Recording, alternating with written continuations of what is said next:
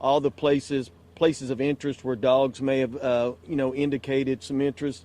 All of those have been searched either by a person, by a camera, have dug out, and we've got the experts back here that could explain that more. But they assured me this morning they worked all through the night, no breaks. And that's one thing I'll mention too. You all being right here at the entrance may see people leaving, but also notice the people coming. This is tireless, very tiring, fatiguing work. So we're having to rotate shifts, and we've arranged for resting locations and people to go and get some rest. So you'll see a lot of interchange, but it hasn't lessened anything going on down the road here. So we're going to continue planning that. We're planning out for a long operation, and then what we hope is we have some happy success really quick. So we're planning both for a fast rescue up to a prolonged operation. And again, everybody's worked hard through the night, and we just got to go this next phase just because that's it. And we're going to really put in there. You'll see some more experts coming in to help us with that.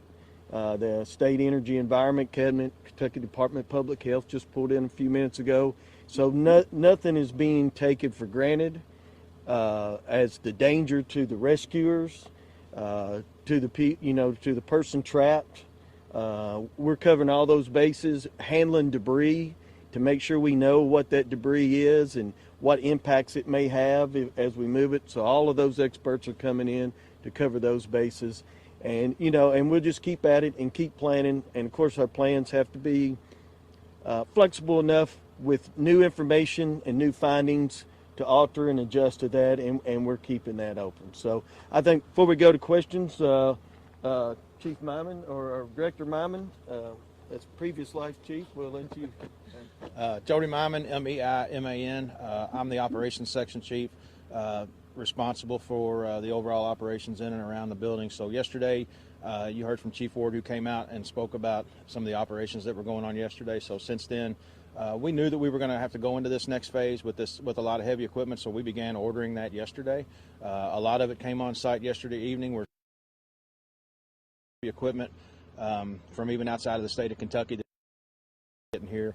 We're going to attack it from several different areas. We're assigning our search groups to these. When we pick things off the pile, that's our primary search that we did yesterday. We're actually going to put the debris in a pile, assign a rescue group to it, do a secondary search on that to make sure that it doesn't have any clue of a last known location of the victim that we're actually looking for. So it's a very methodical process. It's a very slow process, but it's a process that has to take place in order to get down into the building, again, where that last known location was. So the safety of our responders, obviously it's cold outside, we're taking care of them. But that's the process that we're going to be doing moving forward. If we see the potential to get into additional voids that we couldn't see before, we'll get into that. We'll stop. We'll put listening devices in the area. We'll still continue to use cameras through the area. So again, like Director Slinker and the judge said, there's going to be a lot of people coming back and forth. We're going to be demobilizing responders that have been on here a couple days to get them back to home, bringing in other responders from around the state to help continue this process as long as we need to be here.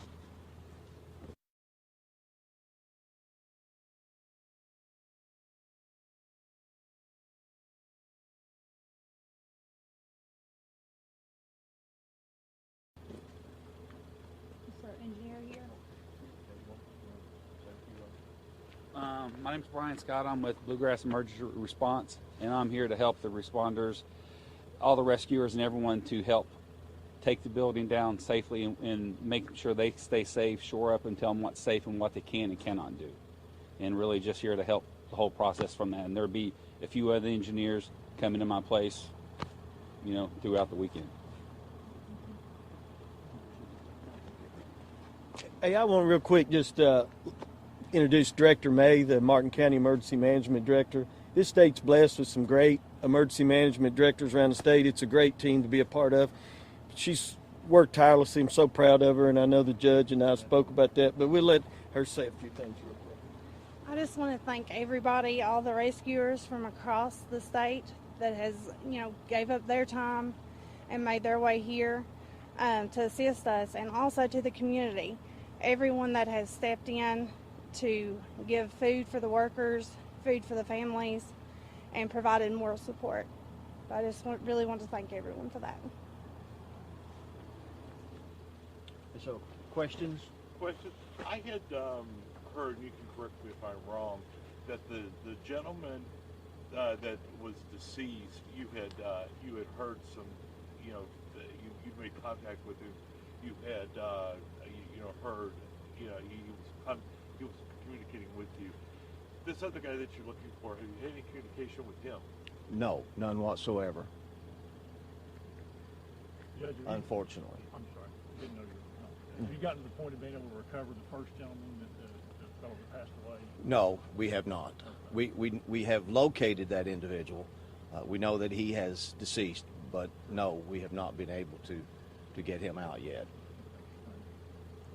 Judge, has either of the men, have their families been able to come to the site, or have they chose not to? At least one family member was there on site with the individual who we made contact with. She was able to speak with him.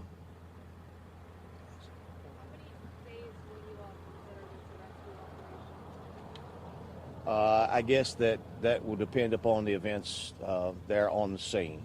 As we go on throughout the day, the information that we find within the next hour or so might change that. But all I can say is, as of this moment, it's a rescue operation.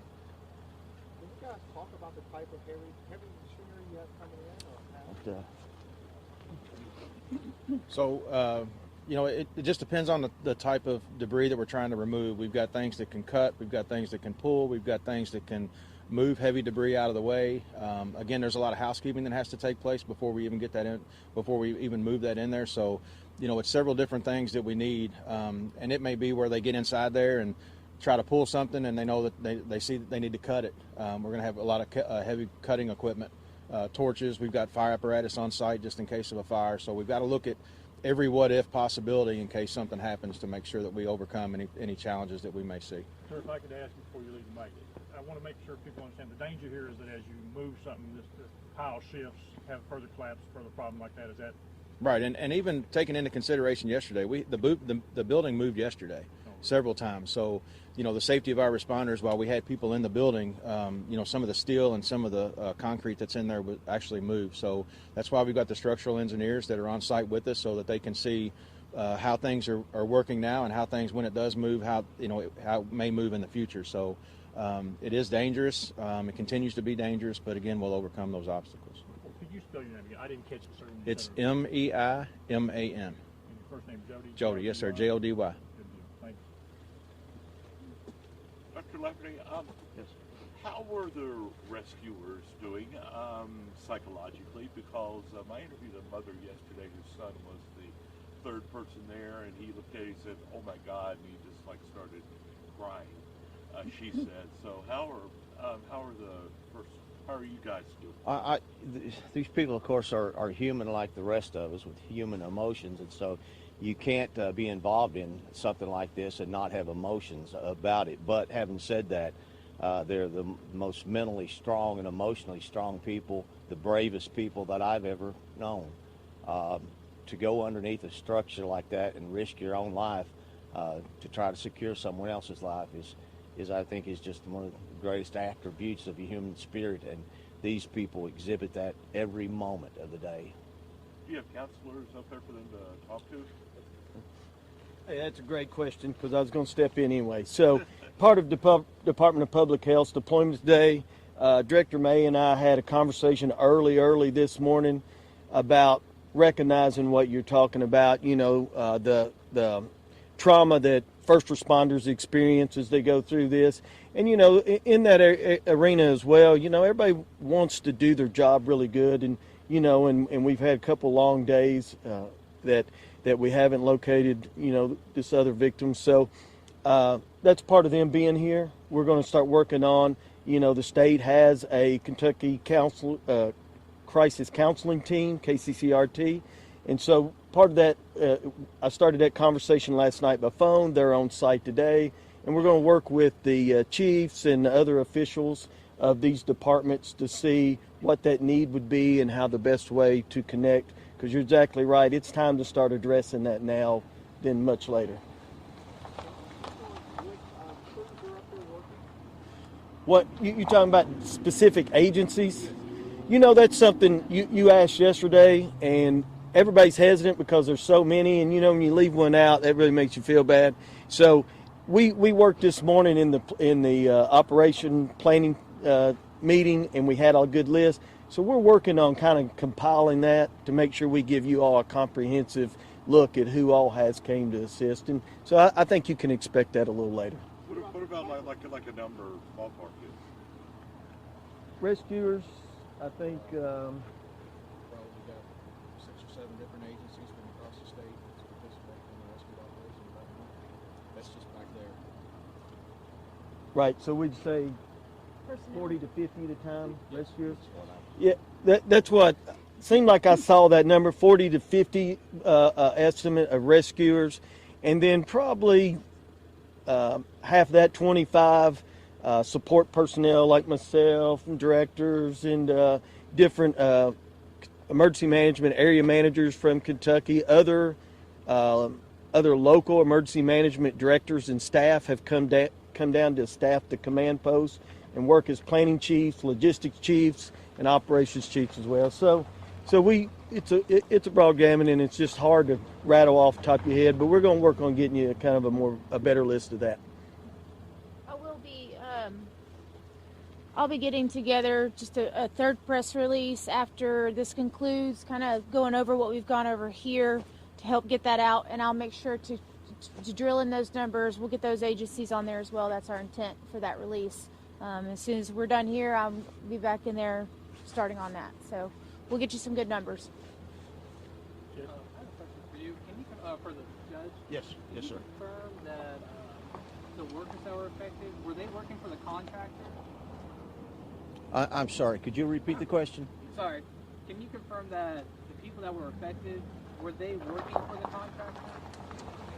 No, I cannot. I can't answer that. No, I don't have that specific information. No. And do you all have an idea as to when you may release the names of the 2 men that were